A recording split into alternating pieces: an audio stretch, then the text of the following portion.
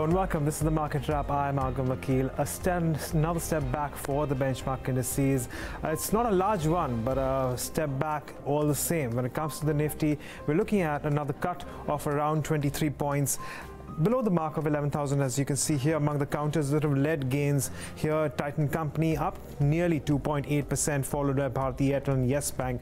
Vedanta and ITC specifically in this case lending some strength to the indices. But on the losing end, the reason why we're seeing a lot of weakness is Hindalco, which is down by as much as nearly 7%.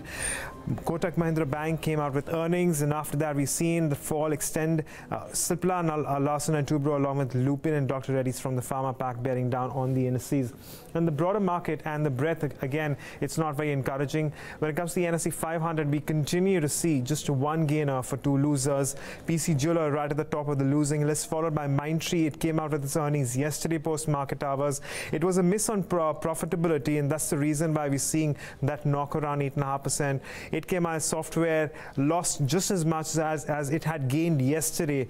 Today, down by as much as 8.4%. Weakness in Sri Renuka Sugars, and don't forget something like a Jain Irrigation along with Sensex Plastics also bearing down. On the gaining end, we do have some strength in Adani Power, 3M India continuing its up move, DB Corp along with Bank of India and Kaveri Seed Company are also advancing in today's day of trade. But what do we make of these cues at this point in time? Let's bring in our markets editor, Neeraj Shah. Neeraj, how are you reading these variables? Well, so interesting times, Agam, right? Speaking to 2 or 3 portfolio managers today as well, and Bharat Iyer yesterday, the market is filled with companies which have corrected thick and fast and are trading at substantial pockets of value. And at the same time, there are enough and more stocks which are priced so much to perfection, even in the mid-cap space, that the hint of disappointment and the correction is fast and swift. So there's no room for error. We've seen that happen to Mindtree today. We've seen to Ashok Leyland happening over the last few days. We've seen it happening to PVR and Inox over the last few days as well. Whether it's because of results, whether it's because of the government policy or otherwise, there is a minefield out there. In fact, a lot of people are worried that due to measures which might be populist over the course of the next 6, 7, 8, 9 months, and you don't know where the government might find something which is populist in nature, the listed space could be either in for some gains or some major losses as well. So that's now a big worry that has crept in. That is part one. And part two, while by and large the earnings season has gone ahead reasonably well, save for maybe 1 or 2 misses here and there, that provides a bit of a comfort. So if we do clock in this 20% earnings growth by the end of this quarter, and some of the oil and gas names would have to play a part there, then we just meeting expectations, and that's the interesting bit. But I think all of that is medium term, the next 30 days. For right now, the only thing that matters is tomorrow's no confidence motion. It doesn't really get anything onto the table, but for the fact that the commentary between the two parties, and somebody was telling me that do watch out of whether or not the eventual vote count of who is in support and who is against, does it cross the 300 mark or does it stay sub the 300 mark? If it's below 300, then it's a moral victory for the opposition. Right, well, we'll watch out for that. Important cues coming in. Thank you so much, Neeraj, for joining us and giving us those cues. But once again, it comes down to technicals, and this is what our technical analysts are telling us about the levels that you need to watch out for. Listen in. Nifty has been trading in a range of say 10,929. That was a previous swing high, and on the higher side 11,070 to 11,080. So it's been trading in the range. So there is no room for a Nifty to right now to trade. There is no indication on a hourly chart as well as on the daily chart where the trader can make the money. I'm still bullish on Nifty over the short term, and as long as it is above 10,900, or worst case is 10,880 on the spot. I am bullish, and any lower level should be used to go long, and it can go towards at least 11,020, 40 once in the next few days, and maybe in the next week it can go higher. Right then, 2 earnings from the financial sector on the Nifty came.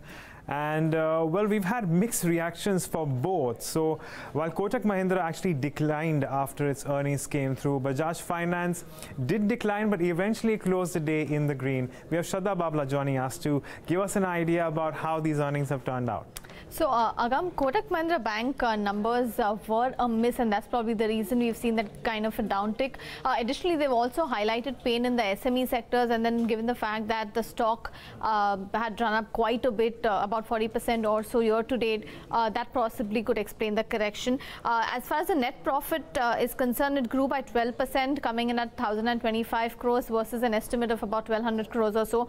And that's because the provisioning went up to 469 crores as compared to 300 crores in the March ended quarter and about 203 in the year ago quarter.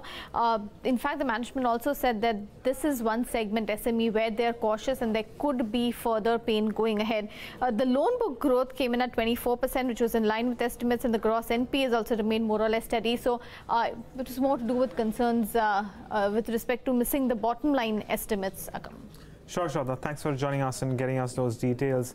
But of course, there's plenty more that is going to come through, and I believe you have Bajaj Finance as well that you need to talk about, Shraddha. Right. So, for Bajaj Finance, this is the first quarter when NBFCs have to start reporting numbers according to Ind AS, and we did see that have an impact on Bajaj Finance numbers as well. But nevertheless, they were in line with what the analysts were estimating, a net profit growth of 81%. Even if you were to remove the Ind AS impact, the growth would have been about 69%. So numbers seem large on account of the restatement of the year ago quarter's numbers, but they're in line numbers. That apart, you saw AUM growth coming in at a strong 35%, more or less in line with what was estimated, and gross NP has also remained steady around at 1.39%. We did see good AUM growth across segments, be it consumer, rural, SME or commercial lending. So overall, seems like in line set of numbers, and that's why the stock probably recovered by it. The real question is, where does Bajaj Finance stop in its up move? that remains to be answered. Thank you, Shraddha, for bringing us those details. And that said, there is yet another Bajaj counter which is going to announce its earnings tomorrow.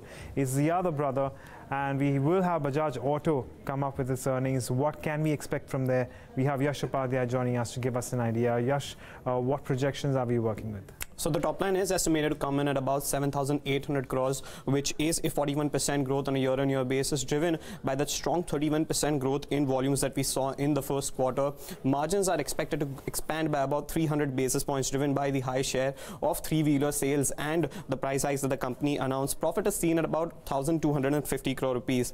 The other key issues that we would be watching out for is the management's commentary with respect to how the demand is panning out for the newly launched models, which includes the 2018 line of Avenger motorcycle and other models as well.